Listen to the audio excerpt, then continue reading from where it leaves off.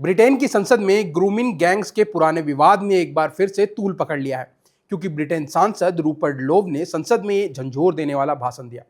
I want the world to hear what we heard during the 2 weeks of our independent rape gang inquiry hearings. इस दौरान उन्होंने इस भयानक शोषण से बची बहादुर पीड़ित लड़कियों के बयान को सबके सामने पढ़ा। लोव ने सांसदों से अपील की कि वो इन पीड़ितों की दर्दनाक दास्तां को सुने और सख्त कदम उठाएं। एक निजी जांच में पता चला कि ब्रिटेन के कम से कम 85 इलाकों में ऐसे आपराधिक गैंग्स हैं जो 11 से 14 साल की बच्चियों को बहलाते फुसलाते हैं और फिर उनका यौन शोषण करते हैं। कुछ कहानियां हैं जो उन पीड़ितों ने ही अपनी जबान में सुनाई, और ये उनके शब्द हैं। जब मैं करीब 12 से 13 साल की थी, तब एक शख्स ने मेरे साथ गलत काम किया। इसके बाद उसने जैक डैनियल शराब की खाली बोतल मेरे शरीर के अंदर डाल दी, जिससे कांच अंदर ही टूट गया। एक और लड़की ने कहा कि यह सब तब शुरू हुआ जब मैं 13 साल की थी। 3 सालों के दौरान करीब 600 से 700 अलग अलग पुरुषों ने मेरे साथ रेप किया, और ईद और छुट्टियों के आसपास जुल्म जो है वो ज़्यादा हो जाते थे, क्योंकि तब पार्टियां बड़ी और ज़्यादा हिंसक और साथ में भयानक हो जाती थी, जिनमें कई लड़कियों को शामिल किया जाता था। ये कहानी है ब्रिटेन की, वही ब्रिटेन जो पूरी दुनिया को कानून, मानवाधिकार, महिलाओं की सुरक्षा और लोकतंत्र पर लेक्चर देता है।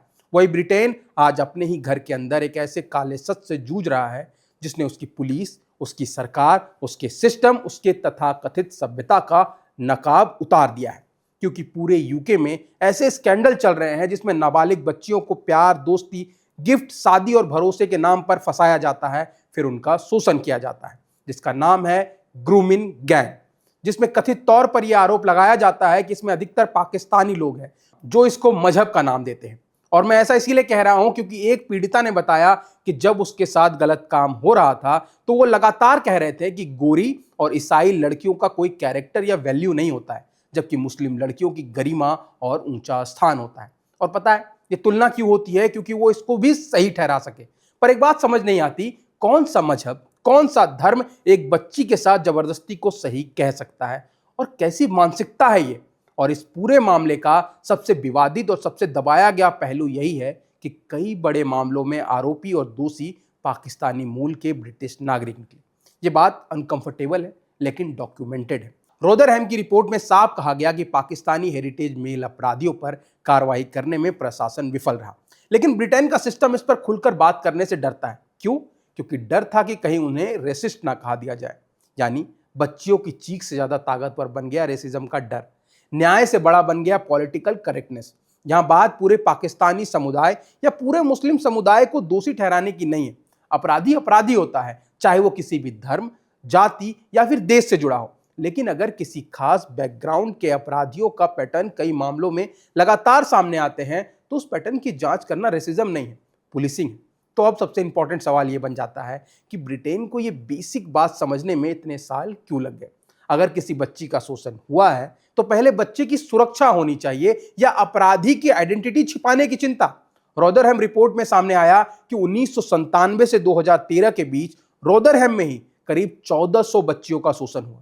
सोचिएगा, 1400। और ये कोई एक अपराधी की गलती नहीं है, ये कोई एक रात का अपराध नहीं है, ये सालों तक चलने वाला नेटवर्क है। बच्चियां चीख रही थी, परिवार शिकायत कर रहे थे, कुछ लोग सिस्टम को चेतावनी दे रहे थे, लेकिन ब्रिटिश प्रशासन या तो सो रहा था या फिर सच से डर रहा था। कुछ कार्रवाइयां हुई, जैसे रोचलडेल में 2012 में 9 लोगों को गिरफ्तार किया गया, जिसमें बच्चियों को शराब और ड्रग्स देकर उनका शोषण किया गया था। इसके बाद उन्हें अपने साथियों को तोहफे की तरह बांटा गया। और ऐसी कई घटनाएं हैं जहां कई लड़कियों को पूरे यूके में अलग अलग शहर ले जा करके गलत काम करवाया गया।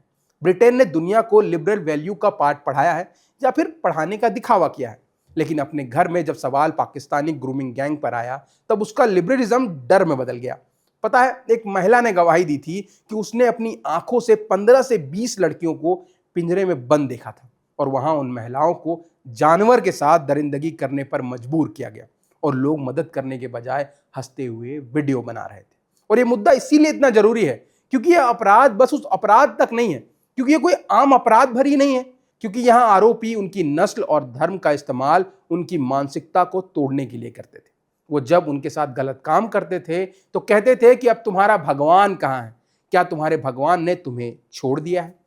कई रिपोर्ट और इंक्वायरी में यह बात सामने आई है कि लोकल काउंसिल और पुलिस अधिकारियों में ये रेस का मुद्दा उठाने में कहीं ना कहीं झिझक थी, क्योंकि उन्हें डर था कि अगर वो ओपनली ये सब बातें कहेंगे, कई मामलों में आरोपी पाकिस्तानी है, तो कम्युनिटी लगाव जो है वो बिगड़ जाएगा। लेकिन सवाल तो यही है जनाब कि कम्युनिटी कोहेशनेस बचाने के नाम पर बच्चियों की जिंदगी बर्बाद कर देना सही है? अगर एक समाज की शांति झूठ पर टिकी है तो वो शांति अपराधी के लिए प्रोटेक्शन शील्ड का काम करती है।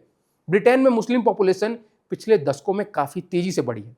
इंग्लैंड एंड वेल्स में 2011 में मुस्लिम पॉपुलेशन करीब 2.71 मिलियन थी, जो कि 2021 में 3.87 मिलियन हो गई। लंदन और बर्मिंघम जैसे शहरों में मुस्लिम पॉपुलेशन का प्रतिशत भी बहुत तेजी से बढ़ा है। अब ये डेटा सिर्फ ये नहीं बताता कि बस मुस्लिम ही ये अपराध करते हैं, पर कहीं ना कहीं ये बात सही है कि जिन इलाकों में पॉपुलेशन तेजी से बढ़ा है, उन्हीं इलाकों में ये अपराध भी तेजी से बढ़े। अब आपकी इस वीडियो पर क्या राय है, कमेंट सेक्शन में हमें जरूर बताइए। अगर आपको ये वीडियो पसंद आया है तो इसको लाइक करें, सब्सक्राइब करें बजरबट्टू दुनिया को।